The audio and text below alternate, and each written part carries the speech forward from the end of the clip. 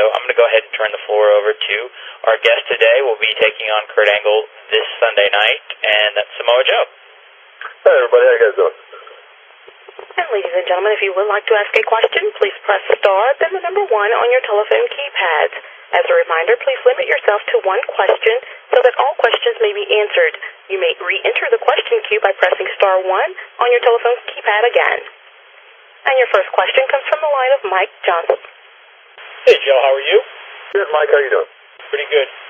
Kurt Angle, in some of the recent media appearances he's been making, has been touting that your match with him at the Lockdown pay-per-view is going to have an MMA feel to it, where you guys are going to go in barefoot and have this really stiff, mixed martial arts-inspired battle. I was wondering if you could expound on that, or whether it was just Kurt saying stuff to attract attention to TNA through the media. Well, as you know, Kurt's a fantastic, grandstanding individual, and, at the end of the day, I'm a pro wrestler, and I do pro wrestling, and, regardless of what Kurt's stipulations are, regardless of what he wants to do, the bottom line is, I'm going to go in there and win a professional wrestling championship, and I hope in a professional wrestling match. I know he's been lobbying very, very, very, very hard to have the rules changed for this certain counter, but, at the end of the day, hopefully TNA officials will see the light and they realize it's not necessary. And if they don't, then I'll be more than happy to smash his face in any style of his choosing. And real quick, could you clarify once and for all what your contractual status is with the company? Because it seems like every couple of weeks there's a new rumor popping up. Honestly, the end-all contractual status of me and TNA right now is actually legitimately we're still at an impasse. I mean, I'm not. I'm coming close to my end date with my contract with them, and we're just still working on a lot of details. I mean, it's a very long and involved process, and I want to make sure I get the best out of it. TNA wants to make sure they get the best out of it, and it's just because of mainly just how busy the schedule's been. We've been adding a lot of house shows.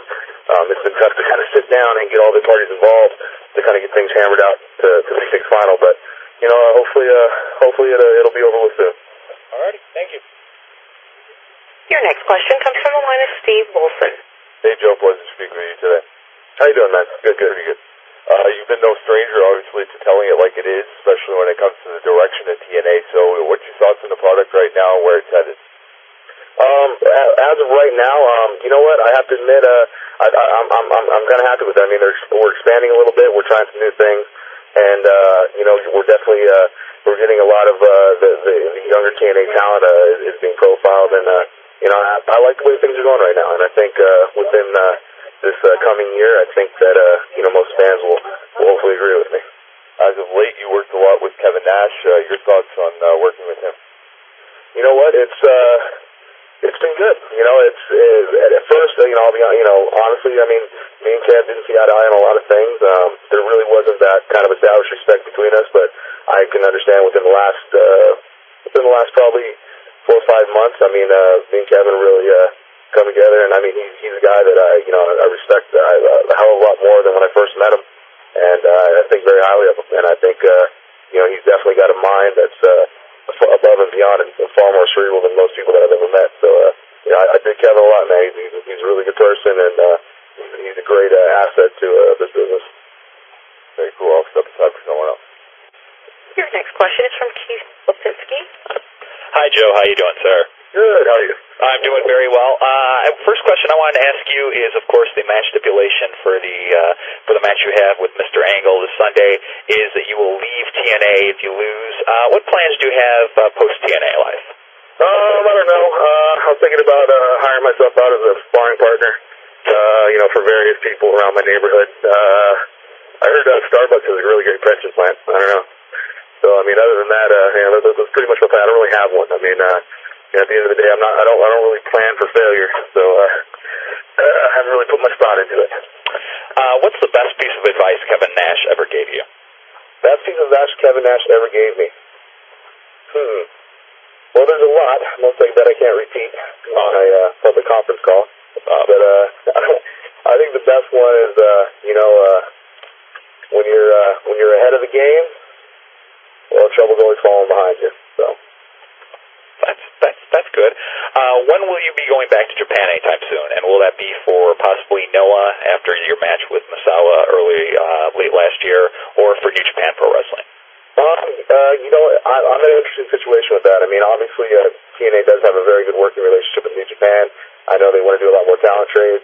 At the same time, I have a very good rapport with the NOAA office, and I know they have a very large interest in bringing me back too. So at this point, because the TNA schedule it's filling up. I mean, we're adding more and more house shows every week, and it's been very, very tough for me to do any type of international travel. I can't really say, but if it was up to me, I mean, either company. I mean, I really love working in NOAA. All the NOAA wrestlers that I've encountered and stuff. It's been a blast. But at the end of the day, I'm a product of the Inokiism style, and it'd be nice to make a return to New Japan and test out what's going on there.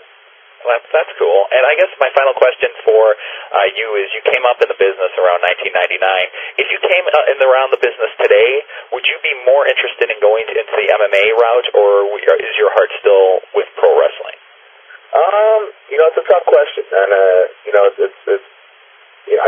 I said, I have tons of friends who work in MMA and who I've known, since I was a kid, and have come up, and they always throw the jabs like, hey, you should give it a shot, but it's really tough to say. I mean, I think at this point, with all my friends' influence, I probably would have been influenced more towards an MMA route. But at the same time, I mean, I love professional wrestling. I love entertaining fans, and it's entertaining is something that's been in my family's blood as well as mine for quite a long time. So it's really, really tough to say. I mean, circumstances drive you to different things, and I think I'm here for a reason. So I might as well do my best at it. Thank you very much, Joe. I appreciate it.